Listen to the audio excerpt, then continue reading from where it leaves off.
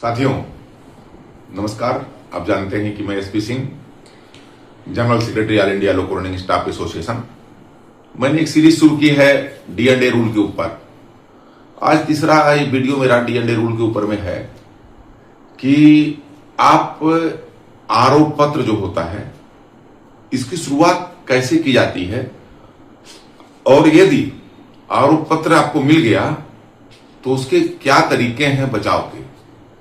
Normally minor penalty आप देखते होंगे कि लोग जेब में लेके घूमते हैं और जिसको मिला जिराज करा करके उसको बांटते रहते हैं, लेकिन जब मेजर पेनल्टी मिल जाती है तो दिक्कत होती है लोगों को। तो मेजर पेनल्टी पर ही हम चर्चा करने जा रहे हैं। मेजर पेनल्टी जान लीजिएगा तो माइनर पेनल्टी अपने आप कर लीजिएगा। तो आरोप पत्र ये क्या होता है? एक मेमोरेंडम होता है जो कि आपको दिया जाता है कि आप बताइए, आप अपना जवाब दीजिए कि आपके ऊपर कोई भी एक्शन क्यों न लिया जाए। डी एक्शन के तहत होता है, डी रूल के तहत होता है।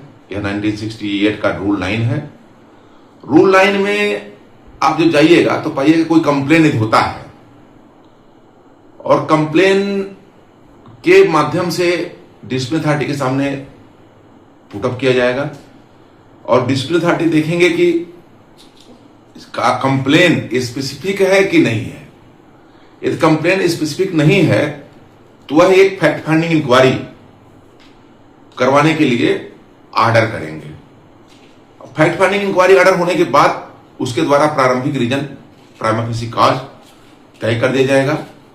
और क्योंकि ये भी ख्याल रखिएगा, कोई भी चार्जशीट आरोप पत्र बिना शिकायत और शिकायतकर्ता के नहीं हो सकता है।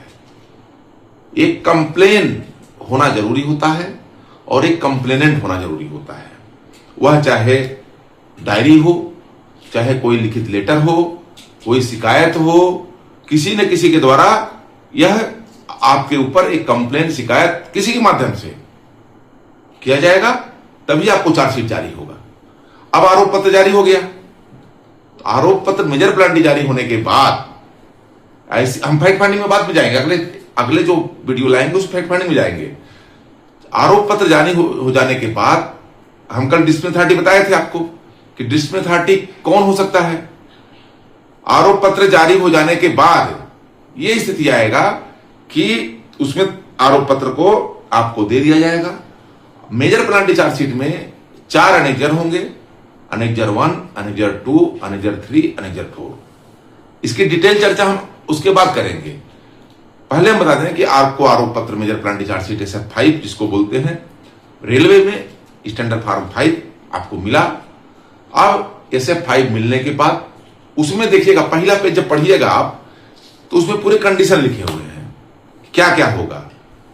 तो मिलने के बाद यदि आप कोई डॉक्यूमेंट मांगना चाहते हैं आपको बचाव के लिए, तो वह आप मांग सकते हैं या जाकर के ऑफिस में 10 दिन के अंदर देख सकते हैं।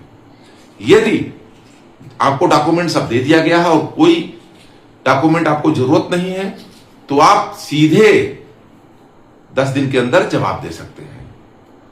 एक चीज और जानिएगा, रेलवे बोर्ड का लेटर है 2004 का होगा कि यदि आप 3 दिन चाहे मेजर पेनल्टी चार्जशीट की जवाब लिखने के लिए 3 दिन का आपको स्पेयरिंग किया जाएगा।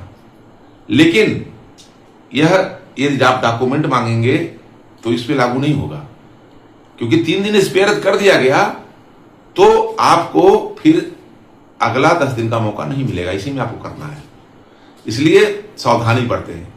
3 दिन स्पेयर होने के लिए आप सीधे कोई गलत कदम न कर दें। इसलिए आरोप पत्र आपको मिला, आप उसको पढ़िए, किसी एक्सपर्ट सलाह लीजिए।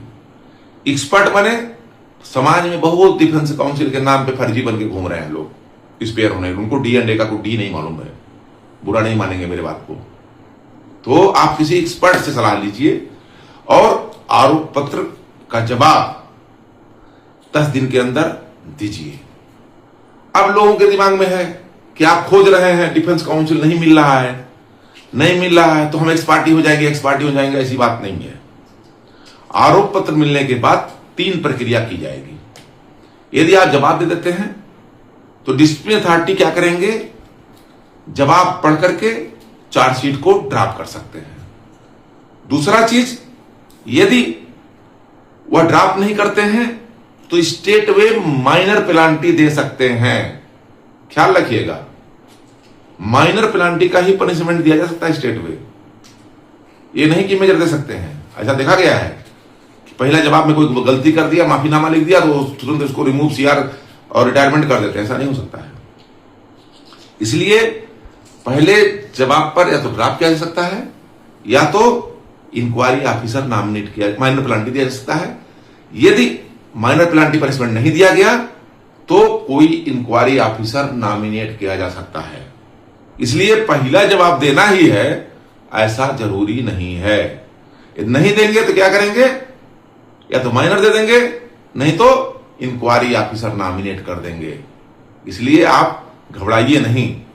और मेजर पेनाल्टी चार्जशीट की प्रक्रिया में यही 3 चीज लिखा हुआ है कि डिस्प्यूट अथॉरिटी खुद इंक्वायरी कर सकते हैं या इंक्वायरी ऑफिसर नॉमिनेट कर सकते हैं।